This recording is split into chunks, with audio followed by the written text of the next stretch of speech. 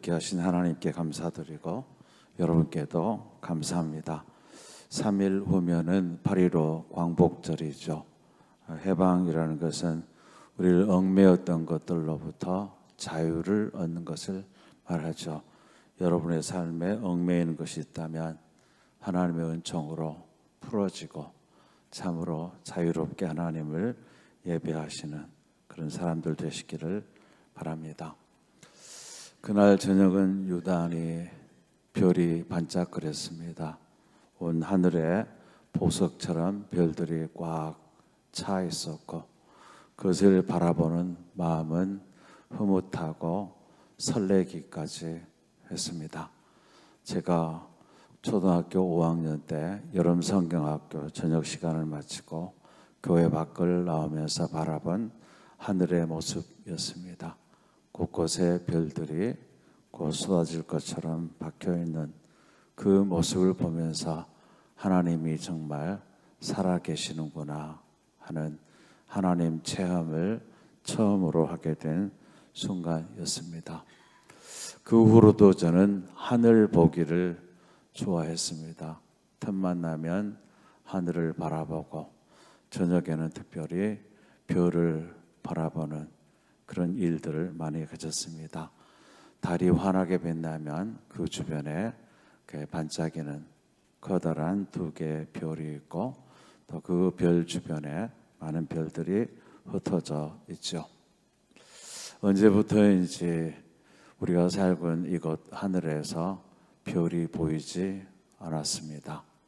여러분은 언제 하늘의 별을 보셨나요? 일하느라 바빠서 살기 힘들어서 하늘에 별이 있는 것조차 잊고 사시지나 않았는지 모르겠습니다. 별을 언제 보셨습니까? 저는 저녁에 자기 전에 특별한 일이 아니면 밖에 나와서 하늘을 보고 별이 있나 없나 관찰을 하는데 요즘 하늘에 별이 없습니다. 아니, 없는 것이 아니고 보이지 않습니다. 가끔 1-2개 보입니다.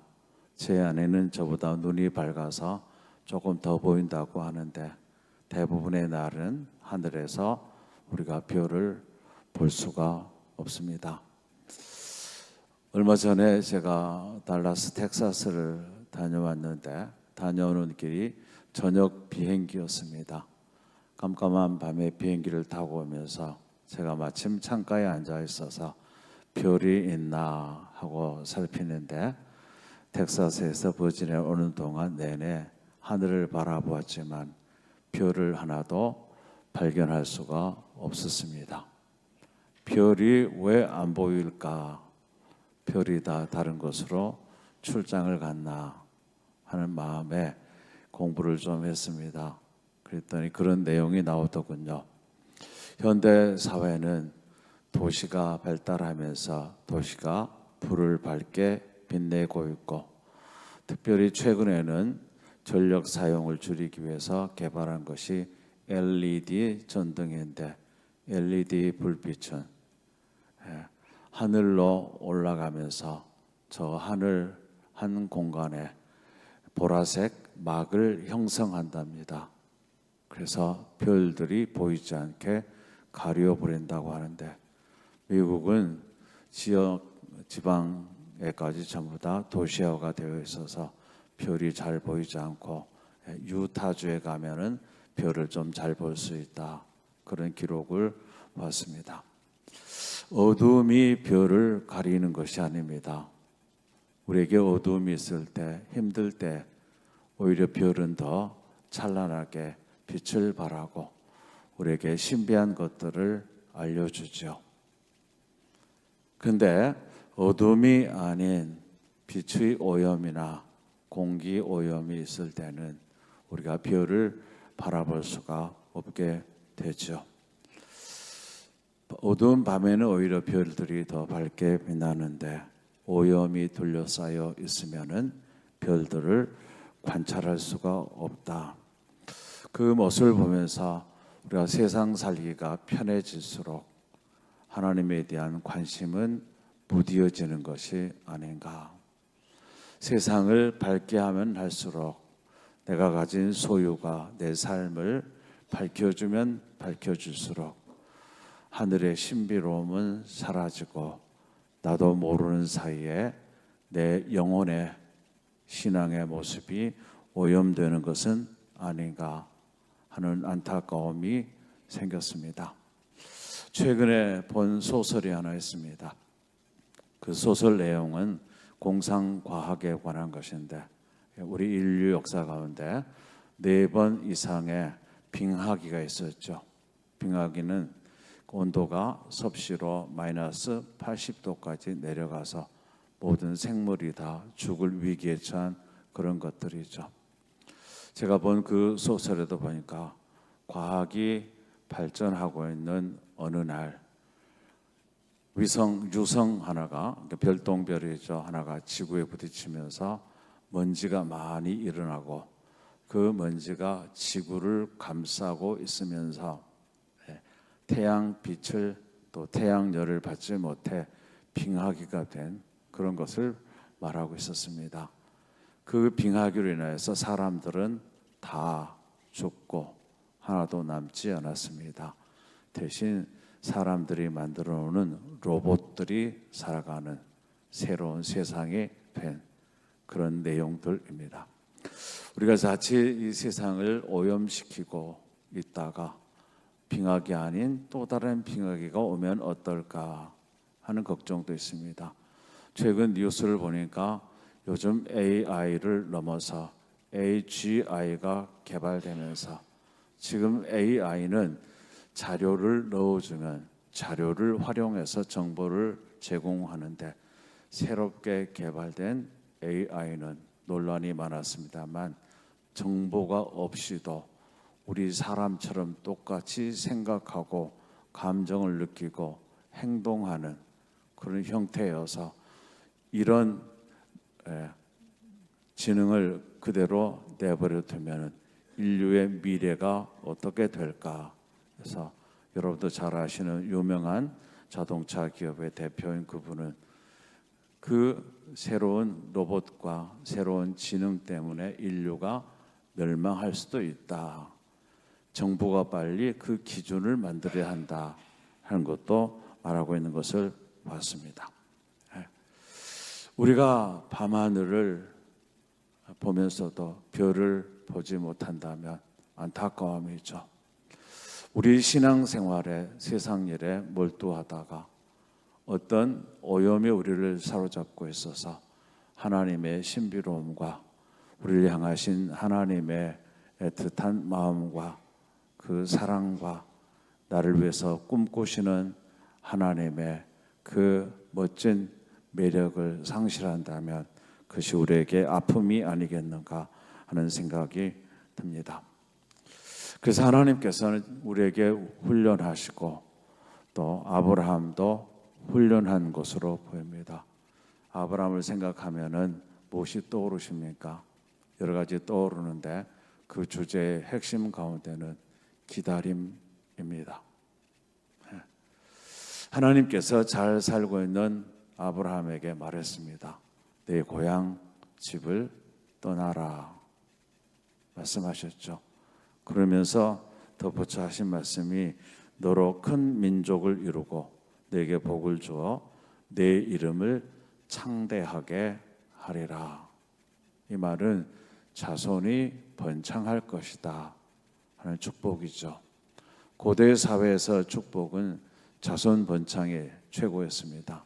날마다 전쟁하는 세상이었으니까 전쟁에 필요한 자녀가 필요했고 농사 짓고 수렵하는 데도 사람이 필요해서 다산이 최고의 복이었죠. 그렇게 살면서 그래도 괜찮게 살아서 많은 재산도 갖게 되었죠. 조카 롯과 함께 살다가 더 이상 땅이 비좁아서 롯에게 조카에게 너 좋은 거 선택해서 떠나라 했더니 롯은 반짝거리는 찬란한 빛이 있는 도시로 떠났죠. 소돔으로 떠났죠. 그리고 아브라함은 보기에 좋지 않은 지역에 홀로 외롭게 남아있을 때 하나님께서 그에게 다시 말씀하셨습니다. 내가 네 자손이 티끌만큼 많아지게 할 거야. 하지만 아직 아브라함에게는 자식이 없습니다. 그래서 마음으로 생각했죠. 나의 종 엘리에셀이 나의 상속자지 뭐 하고 있을 때 하나님이 환상 중에 그를 찾아오셔서 침묵하고 계시자 아브라함이 말합니다. 하나님, 뭐 말씀하시려고요? 제 상속자는 엘리에셀입니다. 이제 걱정 마세요. 할 때 하나님이 그에게 말씀하셨죠. 못 별을 셀 수 있나 한번 해보아라. 내 자손이 이와 같으리라. 했지만 그래도 세월이 많이 흘렀습니다. 하란을 떠날 때가 75살이었는데 그 후로 세월이 흘러도 자녀의 기미가 보이지 않았습니다. 아브람보다 그 아내 사레는 마음이 더 조급해졌습니다.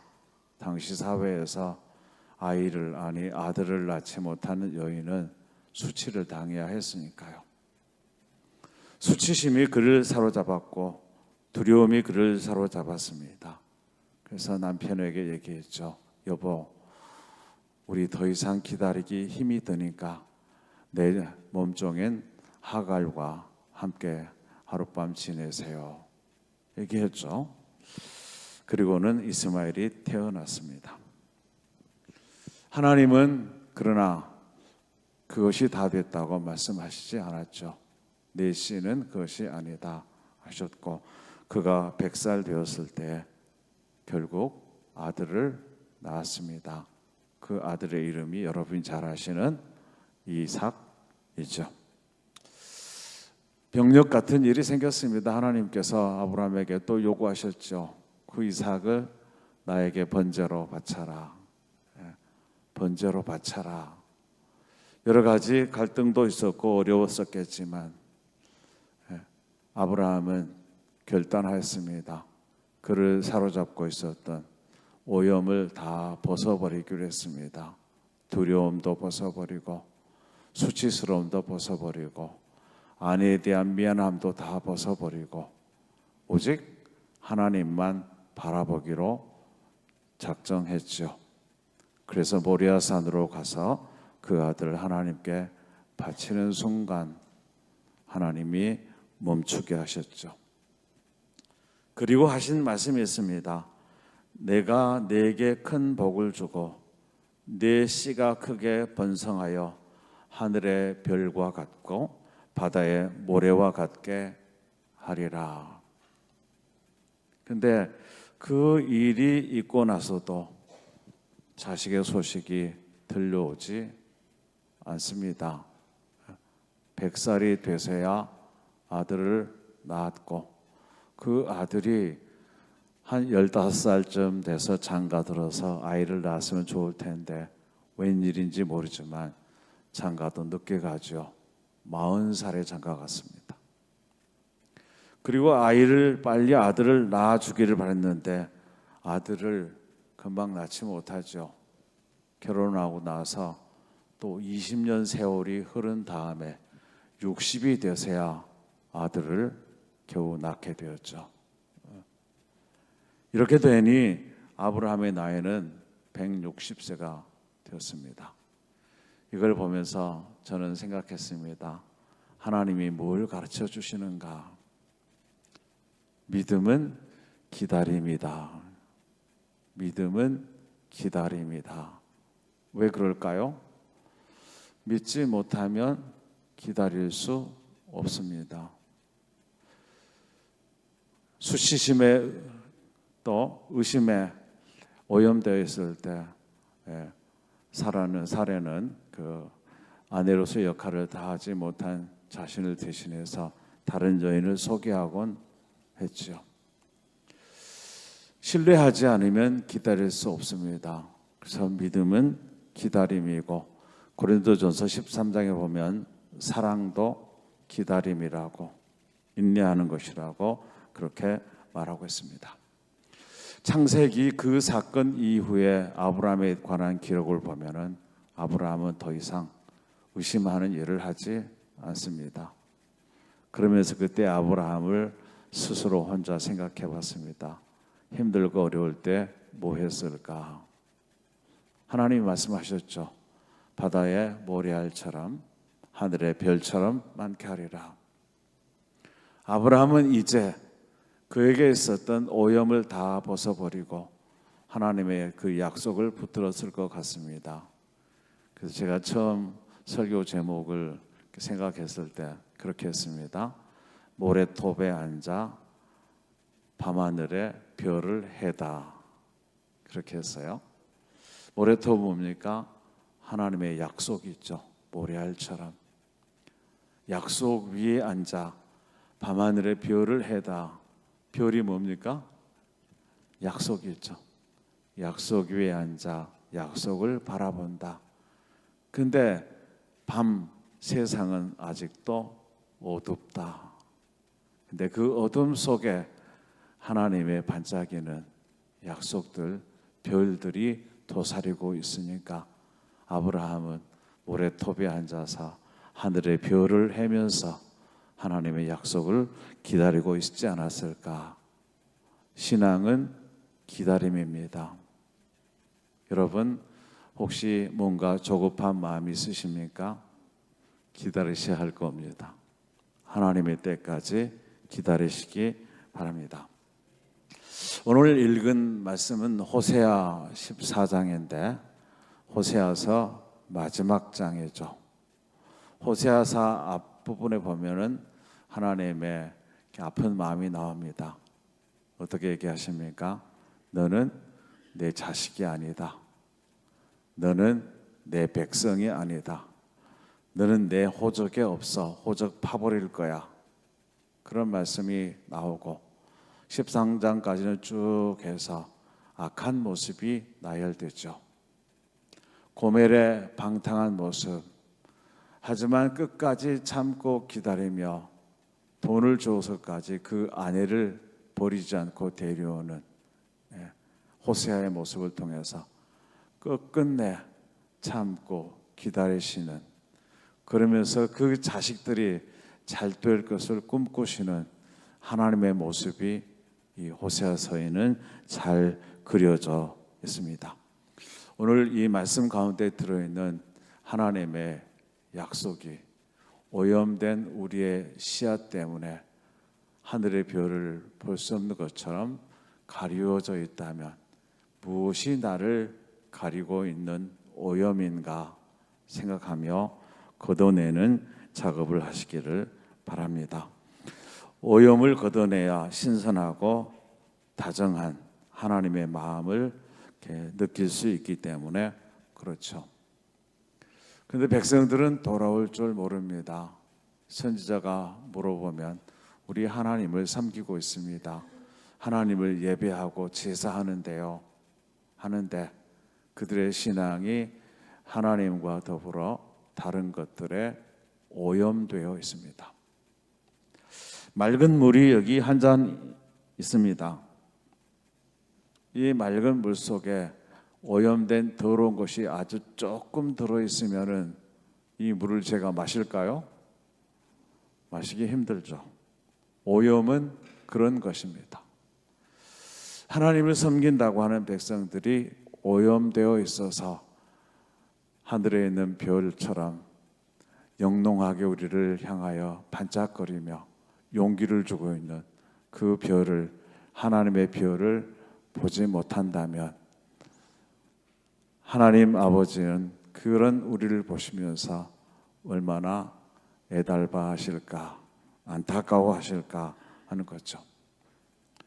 호세아 선지자는 하나님의 이런 마음에 가까이 다가갔습니다. 자기 백성에게 정말 아름다운 모습으로 회복시켜주고 싶으신 하나님의 마음이 가슴에 와 닿은 거죠. 그래서 선지자는 외칩니다. 백성들에게 호소합니다. 여러분의 오염된 상태를 그대로 두지 말고 걷어내야 합니다. 그러기 위해서 1절부터 3절 사이에 보면 돌아와야 됩니다. 그리고 하나님께 말씀하십시오. 뭐라고 말할까요? 하나님, 우리 지은 죄를 용서해 주십시오. 우리를 자비롭게 받아주십시오.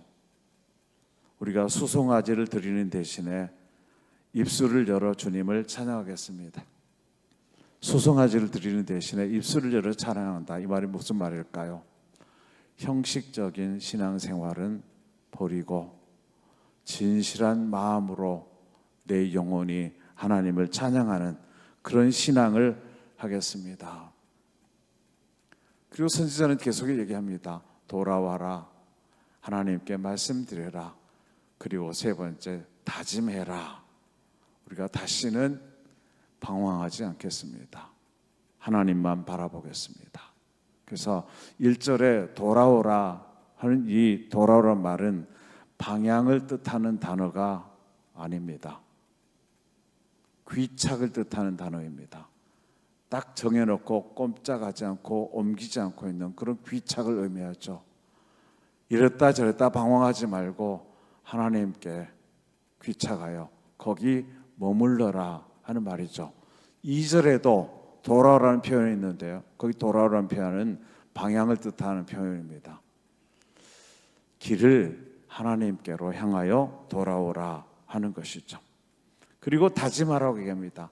다시는 하나님이 아닌 다른 것 바라보면서 방황하거나 헤매지 않겠습니다. 그런 다짐을 하라고 말하고 있습니다.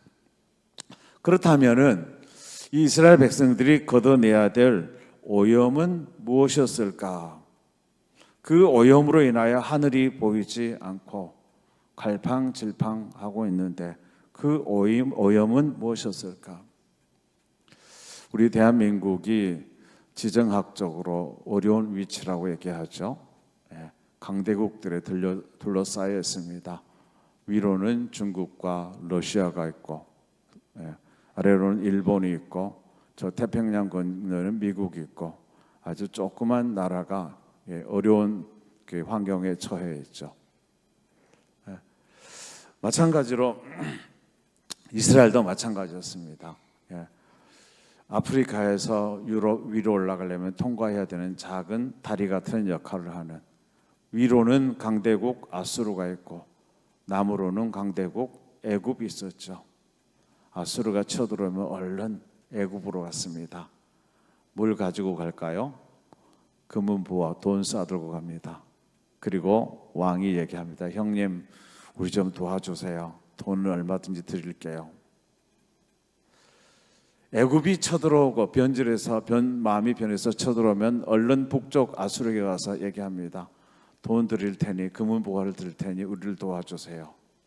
그리고도 마음이 노이자니까 베델과 단에 제단을 만들어 놓고 이것이 하나님이라 하면서 우상을 숭배하면서 우리를 도와주세요 하고 있었죠. 자, 이런 것들이 그들의 걷어내야 될 그런 오염이었던 것입니다. 오염을 걷어내지 않으면 하늘의 별이 보이지 않습니다. 어두움은 아무런 문제가 아닙니다. 어두움 속에서는 오히려 별들이 반짝거려서 나를 보고 꿈을 가지라, 희망을 가지라 말하지만 오염되어 있으면은 그 하나님의 약속들이, 하나님의 은혜들이, 복이 보이지 않습니다. 아무리 신앙생활을 오래 하여도 내 영혼이 오염되어 있으면 신선한 하나님의 모습이 다가오지 않습니다. 신실하신 하나님의 은혜가 가슴팍을 적셔주지 못합니다. 하나님의 은혜 가운데 내가 어느 곳에 오염이 되어 있는지 발견하고 그것을 걷어내면 될 것입니다.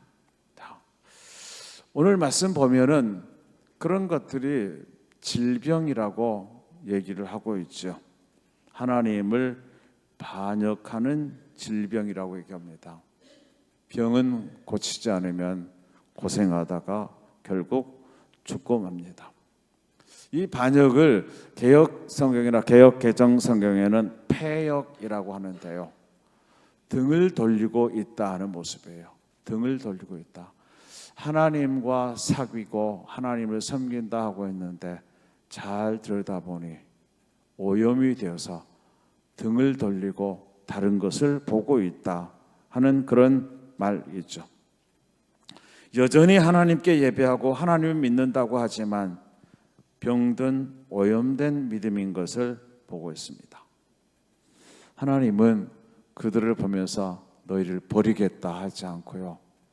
오히려 깜깜한 답답한 그들을 보면서도 하나님은 꿈을 꾸고 계십니다.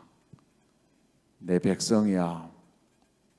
앞에서는 내 백성이 아니라고 내 자식이 아니라고 했는데 꿈꾸시는 하나님은 나를 향해서 놀라운 계획을 갖고 계신 하나님은 너희들은 언제까지나 내 백성이고 내 자녀라고 말하고 있죠.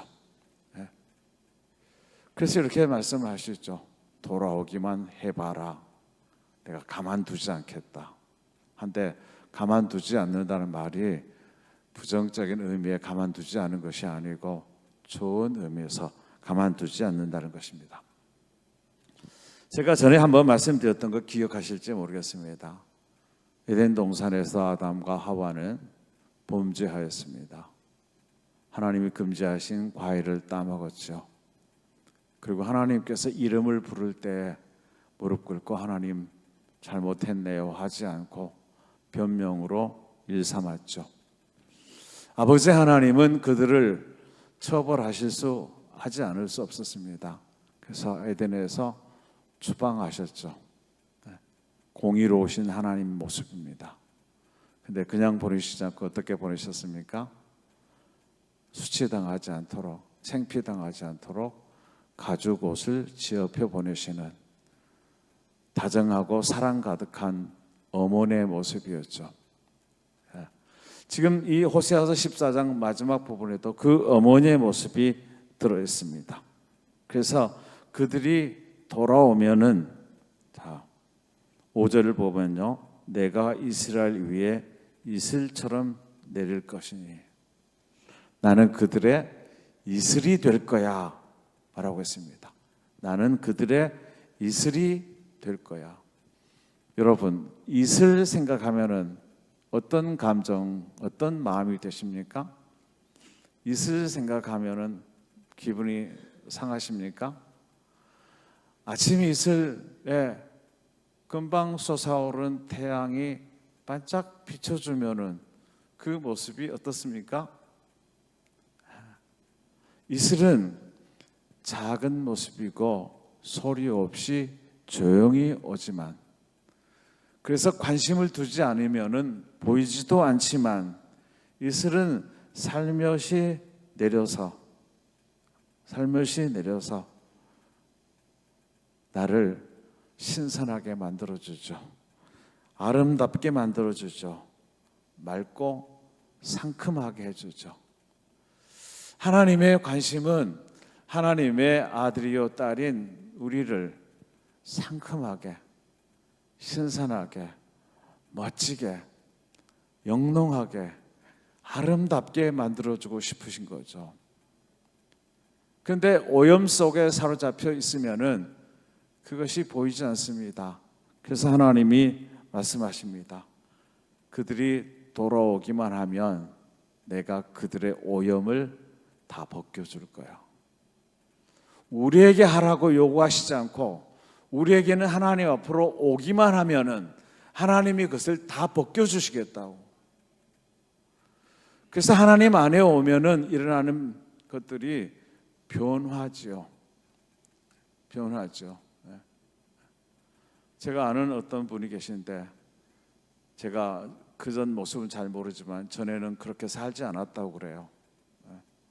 좀 어렵게 힘든 모습으로 살았는데 예수 믿고는 변화돼 가지고 그를 보는 사람마다 당신이 어떻게 이렇게 됐어? 그렇게 한다고 얘기해요. 변화, 하나님이 오염을 벗겨주시는 거죠. 우리가 할 일은 그분 앞에 가는 거죠. 돌아서 있는 모습을 그분을 향해서 방향을 바꾸는 것이고 그분에게 돌아와서 귀착하는 것이죠.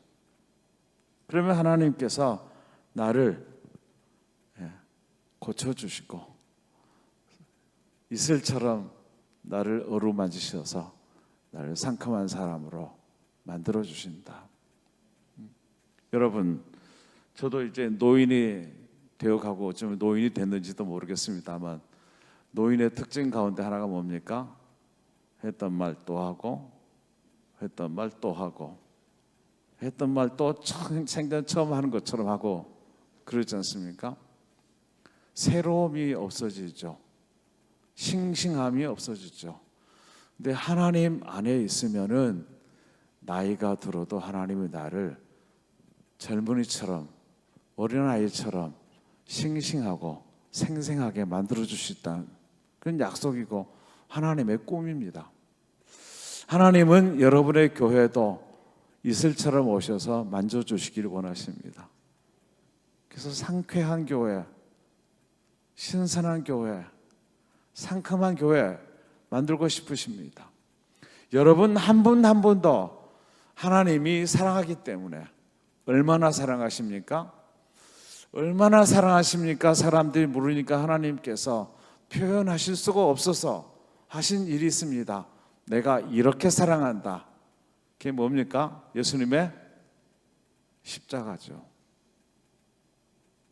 그렇게 사랑하는 너희들에게 내가 무엇을 해줄 수 없겠니? 나는 소리 없이 내리는 이슬처럼 너희들을 아름답게 해주고 싶어. 그렇게 말씀을 하고 계시죠. 뿐만 아니라 이슬처럼 내려와서 해주시겠다는 말씀을 5절 뒷부분에 하고 있습니다. 이스라엘이 나리꽃처럼 피고 레바논의 백향목처럼 뿌리를 내릴 것이다. 내가 이슬이 되어서 나리꽃을 보살피듯이 백향목을 보살피듯이 보살필 거야. 너희는 그렇게 될 거야 하는 말인데, 여기 나리꽃은 개역 성경에서는 백합이라고 얘기하고 있고 우리가 백합으로 알고 있습니다. 저도 백합 하면은 부활절 갔다 오는 그 백합 생각했는데요. 그 이스라엘 갔을 때 안내하신 그 이스라엘에서 연구를 많이 하신 목사님께서 저게 백합이라고 하는데 꽃이 하얗지를 않아요.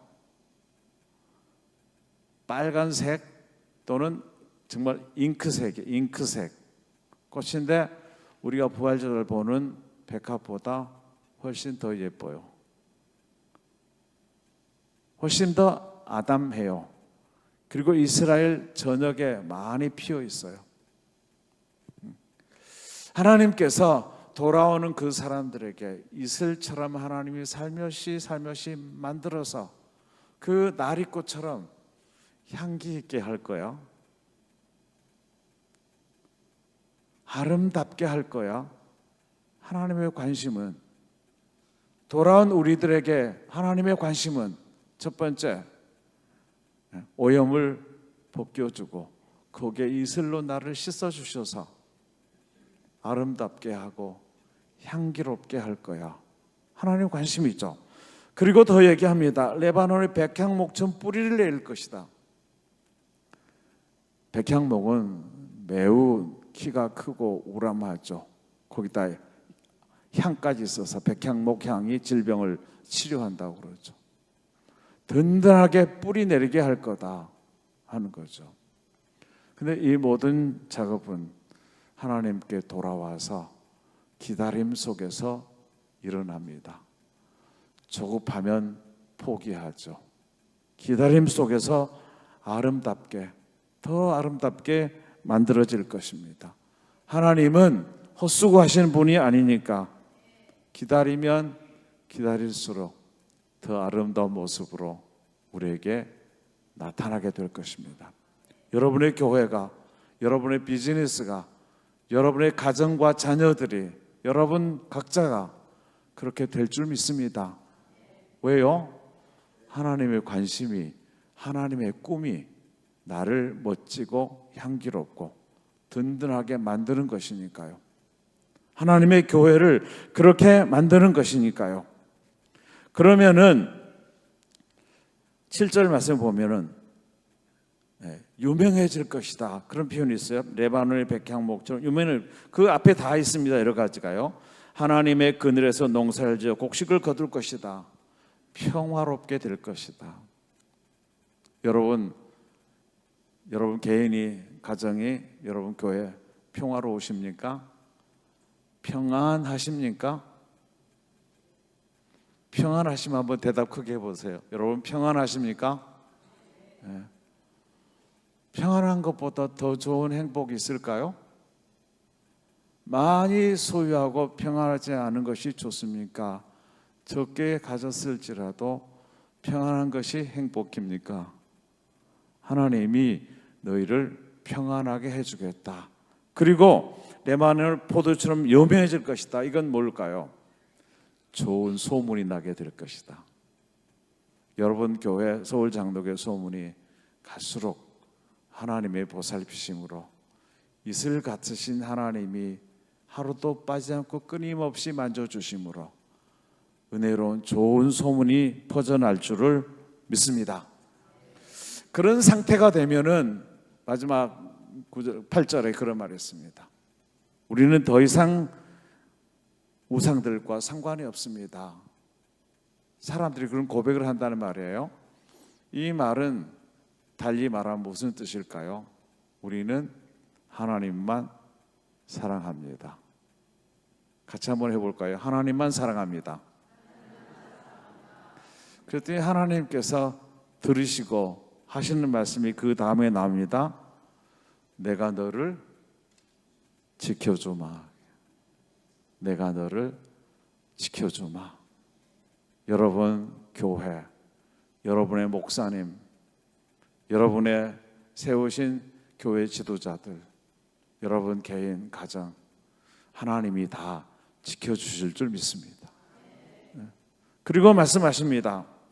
나는 무성한 잣나무와 같으니 너는 필요한 생명의 열매를 나에게서 언제나 얻을 수 있을 것이다. 달리 말하면 뭘 할까요? 필요한 것 있으면 언제나 말해. 내가 줄 거야. 하나님의 관심은 호세아 1장부터 13장에 나오는 것처럼 힘들고 어려운 것들이 아니고 그 뒤에 숨어있는 14장의 마음입니다. 그러므로 앞에 있는 백성들이 잘못한 것을 바라보는 하나님의 마음, 때로는 꾸짖고도 하시는데 그것은 하나님의 무서움이 아니고 하나님의 아픈 마음입니다. 그리고 그 아픈 마음에 있는 오염을 걷어내고 하늘을 보니까 별이 보이는 것처럼 하나님은 잔잔한 미소로 우리를 바라보시면서 내가 다 벗겨줄 거야. 너희를 지켜줄 거야. 이슬처럼 항상 만져줄 거야. 신선하게 해줄 거야. 여러분 개인, 교회, 비즈니스 늘 신선하기 바랍니다. 신선하면 매력이 있습니다. 신선한 매력이 있으면 사람이 몰려듭니다. 그 은혜가 함께 하시기를 간절히 바라고, 아니 하나님의 약속이니까 반드시 그렇게 될 줄 믿습니다. 너희는 내 백성이니까, 내 가족이니까. 기도하겠습니다.